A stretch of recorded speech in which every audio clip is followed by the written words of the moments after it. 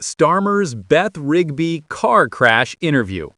Beth Rigby just delivered one of the most brutal political interviews in recent memory, and Keir Starmer's response to her grilling was essentially to repeat, "We'll set this out in just a few days," until she finally lost patience and declared, "You haven't ended chaos, you are the chaos." That line alone is devastating enough to end a premiership.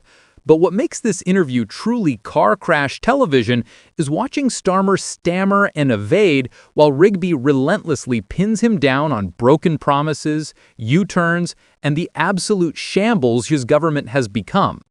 This wasn't gentle questioning, this was an interrogation, and Starmer failed spectacularly. So buckle up, because we're about to dissect every excruciating moment of Beth Rigby tearing Starmer to shreds on Sky News. Why his strategy of repeating the same non-answer didn't work when faced with actual journalism. But before we proceed, please don't forget to hit the subscribe button for more updates on the UK political insight. Thank you. And how that final "you are the chaos" line perfectly encapsulates Labour's entire problem. This is what happens when politicians trained in evasion meet interviewers who refuse to accept non-answers. And honestly, it's the kind of accountability journalism British politics desperately needs more of. Right, let's start with Rigby's opening gambit, because it's masterfully constructed to trap Starmer from the very beginning. She asks, "Is it important that politicians stick to their word?" Which is the kind of question no politician can refuse without looking terrible. Of course, Starmer says yes, politicians should stick to their word. They have to make decisions against difficult backdrops, blah, blah, blah. Standard politician speak that sounds reasonable and responsible. But Rigby wasn't asking a philosophical question, she was loading the trap.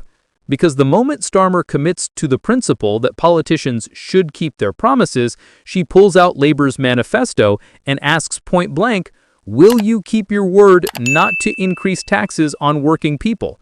It's on page 21 in this document. That's not just good interviewing, that's surgical precision. She's got him on record saying promises matter, she's got the specific promise in writing, and now he either keeps it or admits he's breaking it. And Starmer's response is pure evasion. "Well, we've made that commitment, and obviously we'll lay out our plans at the budget, which is just a few days away now." That's politician speak for, "I'm not going to answer your question because the honest answer would be politically damaging." Everyone watching knows what that means. If he was keeping the promise, he'd just say so. The fact that he won't say so means he isn't keeping it. But Rigby doesn't let him get away with the dodge. She goes back to a year ago, before the 2024 budget, when Starmer made an absolute commitment that income tax, national insurance, and VAT for working people wouldn't go up. She quotes him directly, "I said that in the campaign, we're going to keep those promises." That's Starmer's own words being used as evidence against him, and there's no wiggle room. Either he keeps those promises or he's a liar. Starmer tries the same evasion again. "Well, Beth, we're going to set this out in just a few days," but Rigby cuts him off mid-sentence. "You won't, will you? You said that just a few days before the last budget. You did make the commitment a few days before the last budget." She's not letting him hide behind "wait for the budget" because he's already made clear commitments that he's apparently about to break. The budget will reveal the broken promise, not provide new information that changes the analysis. This exchange perfectly demonstrates why evasion doesn't work against competent interviewers. Starmer's strategy of repeating variations of "wait for the budget" might work with friendly journalists who accept non-answers and move on. But Rigby keeps hammering the same point from different angles until the evasion becomes more damaging than just admitting the truth would have been. Then comes the moment that's going to define this interview and possibly Starmer's premiership. Rigby lays out a devastating list. "PM, you promised to end the chaos when you were elected, but since the summer, we've had winter fuel U-turn, welfare U-turn, Rayner's resignation, Mandelson's sacking, Andy Burnham's leadership drama, the West Streeting number 10 showdown. Each item is a separate scandal or crisis that individually would be significant, but listed together, they paint a picture of a government in complete disarray." And then the killer line, "You haven't ended chaos, you are the chaos." That's not a question, that's an accusation delivered with the force of accumulated evidence. She's not asking if there's chaos, she's telling Starmer that he is the source of the chaos he promised to eliminate. It's the kind of line that gets clipped, shared, and remembered because it crystallizes everything people feel about this government into 6 devastating words. Starmer's response is where the car crash description really becomes apt. He stammers, actually stammers. Look, every minute we aren't talking about the cost of living is a wasted minute. That's not just evasion, that's visible discomfort manifesting as speech difficulties. The stammer suggests he knows he's been caught, knows his answer is inadequate, but can't think of anything better to say.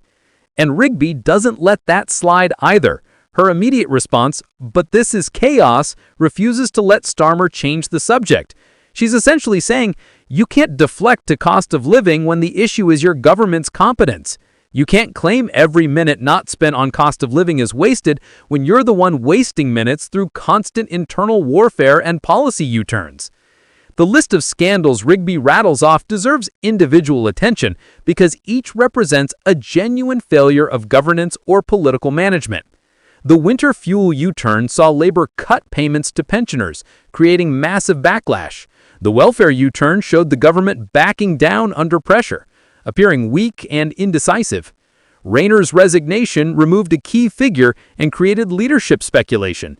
Mandelson's sacking, if accurate, represents more internal turmoil at senior levels. And the Andy Burnham leadership drama refers to the speculation about the Greater Manchester mayor replacing Starmer, with Labour MPs openly discussing alternatives to the current leader. And the West Streeting showdown involves the health secretary publicly criticizing Number 10 as toxic while denying he's plotting against Starmer. Each of these would individually be a bad news cycle. Together, they're evidence of systemic dysfunction. What makes this interview particularly effective is that Rigby isn't editorializing. She's listing documented events and asking Starmer to explain how they square with his promise to end chaos. She's not imposing her interpretation, she's demanding he reconcile his promises with observable reality. That's journalism as accountability mechanism, and it's brutally effective when the politician can't actually provide that reconciliation. The repeated attempts to defer to just a few days before the budget reveals a politician who thinks he can run out the clock rather than answer difficult questions. But that strategy fails when the interviewer recognizes what's happening and refuses to accept it. Every time Starmer says, "We'll set this out soon," he's essentially admitting he can't defend his position now, which makes him look weak and evasive rather than measured and careful. The contrast between Starmer's confident campaign persona and his stammering and evasive interview performance is stark. This is supposedly a man who was a senior prosecutor, trained in argumentation and thinking on his feet. But faced with straightforward questions about keeping promises, he resorts to repetitive non-answers that make him look unprepared and dishonest. What this interview really exposes is that Starmer doesn't have good answers to the fundamental criticisms of his government. He can't explain why he's breaking manifesto promises, without admitting either that he lied during the campaign or that he's fiscally incompetent. He can't defend the chaos in his government because it's undeniable and self-inflicted. So he tries to evade, and competent interviewers like Rigby won't let him. The "you are the chaos" line will follow Starmer because it's true in a way that simple criticism often isn't. He didn't inherit chaos and failed to fix it. He created new chaos through poor decisions, internal warfare, and constant U-turns. That's not bad luck or difficult circumstances, that's failure of leadership. And Rigby called it out directly in a way that makes it impossible to ignore. So was Beth Rigby's interview the brutal takedown it's being described as, or is this just political theater getting overinterpreted?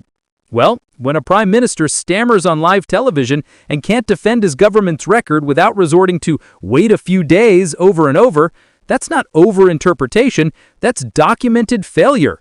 When an interviewer can list half a dozen major scandals and the PM's only response is to change the subject, that's not gotcha journalism, that's accountability.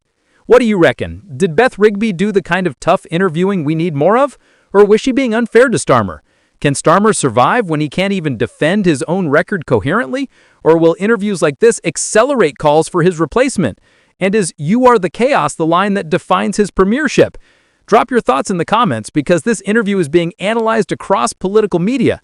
Make sure you're subscribed to UK Political Insight because if Starmer can't handle Beth Rigby, imagine how he'll cope with the budget fallout. Until then, remember that in politics, when you promise to end chaos and become the chaos instead, you've got nobody to blame but yourself.